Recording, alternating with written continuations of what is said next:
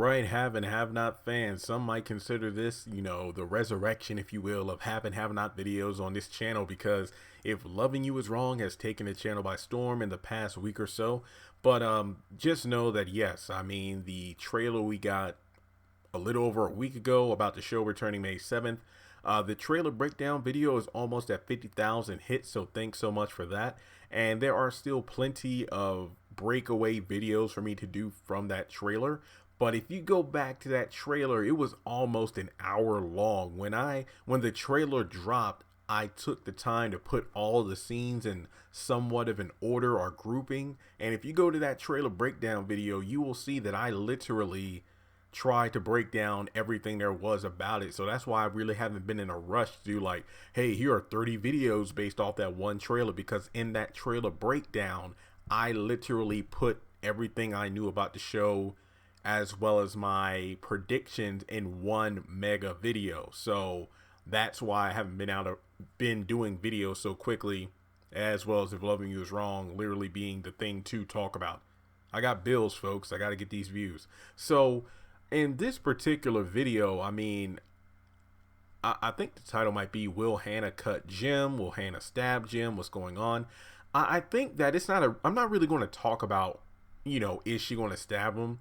It's really like what would make Hannah pull a knife on Jim. Now, like I said before in the trailer breakdown, in the trailer itself, Catherine tells Jim that she wants to let Hannah she doesn't have a problem or wants to let Hannah keep all of Wyatt's inheritance money. And then, Jim's look on his face is just like, oh, come on. So based off the scenes, it looks like Jim is actually casually sitting in Hannah's living room. Just based off the way this scene is played out, based off what Hannah's wearing, I think it's safe to assume that she's at her house, the one that Catherine gave her.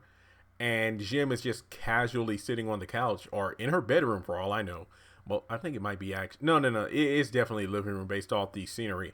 And Hannah pulls a knife on him and Jim looking surprised. So remember, it is Catherine's condo that was given to Jim. Oh, I'm sorry, Hannah.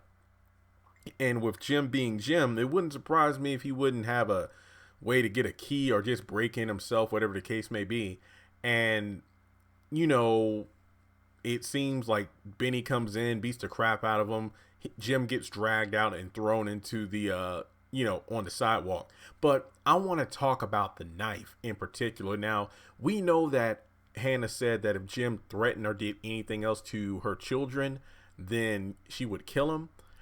But I'm going to throw this out there. I think that, for one, it's pretty obvious this scene takes place after the Derek scene, pretty much because I'm assuming the episode May 7th is called A Wicked Web. I think we're probably going to pick up where we left off with, Hannah reacting to seeing the lion tattoo. And obviously, it looks like it's a brand new day. The characters are wearing different clothing, so we can also assume that the night prior, when Wyatt's walking around the house with the shotgun, Jim and Catherine don't get killed. So let's just nip that one in the bud. I might have to do a quick video on that as well. I would think that after seeing the lion tattoo and, whatever happens with Derek happens, like, I don't think he's getting killed off for obvious reasons, but I think that just making peace with Candace after all this time gave her a sense of joy, but then that was stripped away by reliving or, just encountering the man that raped her. And then once again, she's staring into the eyes of the man that she beat the hell out of because he had her son stabbed. So pulling that knife on Jim is almost like, and I made this comparison before, like, all my life I had to fight, but Hannah's life is crumbling as it's hard to tell. I can't even think. It's like as soon as her life is seemingly coming together, it's falling apart again. I've mentioned this several times. If you go back to my videos around the time that Candace made peace with Hannah, I think it was like the video like Candace tells Hannah that she loves her and things like that. I said that as much as I love those two coming together, I don't think it's going to last too much longer. Either the Candace Hannah family reunion or the happiness that comes along with it, because that's something about Hannah. She's a tragic character, or I guess you could say she can't keep anything for too long. Right when things seem to be going well in her life, things fall apart even faster. She finds Quincy Jr., he gets killed off. Benny comes out of the coma. Then she finds out Quincy Jr. is dead. Well, remember, Benny came out of the coma midway season 2. Then at the end of season 2, Candace told Hannah that Quincy Jr. was dead. But then in the next season, we find out that wasn't the case. But that's, another subject. And I said with the Derek thing, it's like, damn, it's awesome that, Candace is coming back together with her mom. But like I said before, even if Candace is changing her ways, that doesn't erase her past. Hannah might forgive her, but what about all the other people she screwed over and conned? Derek, I mean, I'm not even going to go into this because I've been preaching it for over a year. He's a man with the lion tattoo. So I said that as soon as things seem to be going well, Candace and Hannah, reconcile. Candace has a good man in her life. Oh no, this man's the same one that raped her, allegedly.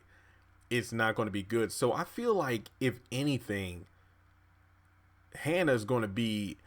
Hell, she might try to stab Jim like she did Malik, but I don't think that's the case because, again, it looks like, I'm guessing, Benny beats the hell out of Jim, drags his ass out into the street, and tosses him off the stoop. That's my guess. And I don't really see blood in the trailer scenes there, so I doubt that Jim is stabbed. But I just feel like this season is Hannah just saying enough. Like, I am done. I am done. Like, I'm just tired of going through all this drama, all this mess. I am done. If anything, it reminds me of Catherine Cryer's attitude going back to like the end of season 1 end of season 1 after she came out of the hospital from breast cancer surgery. She pretty much was like, I almost died trying to hold my family together. Now I'm just going to sit back and watch it all fall apart. Now, I'm not saying that Hannah's willing to let everything fall apart, but to be honest, she really does have a choice in the matter because everything is falling apart. I mean, I don't think her and Candace's mother-daughter relationship that has been mended will instantly break unless for whatever reason Candace decides to go back to her old ways, which she might after being taken away by Secret Service. We'll just have to wait and see. But I feel, if anything, even if Candace is thrown out of the door by Charles, she might come back to Hannah because, at least she'll always have that quote-unquote home to go back to. So I think that the Derek reveal might push Hannah over the edge. Now, I don't know what she's going to do to Derek. I don't know if anything's going to happen to Derek. I don't know if Derek's going to simply be able to walk away. I don't know yet. I feel like there's just way too many unknown factors. But with that being said, folks, Jim Cryer is certainly going to get his in this upcoming season. Aside from the beating he's going to get from most likely Benny, seems to me that, he's going to be in jail at some point as well. So I hate to say it, but he might as well have been shot off by Wyatt because of the fact that things do not seem to be going for that son of a bitch Jim Cryer. So as always, feel free to subscribe to the channel if you haven't done so already. I highly recommend doing so because I'm getting a kick out of reviewing If Loving You Is Wrong. And just based off that trailer for the haves and the have-nots, I feel like I'm going to have plenty of material coming up throughout the summer of 2019. So thanks so much for tuning in. Let me know your thoughts about Hannah and the Knife, and I'll talk to you soon.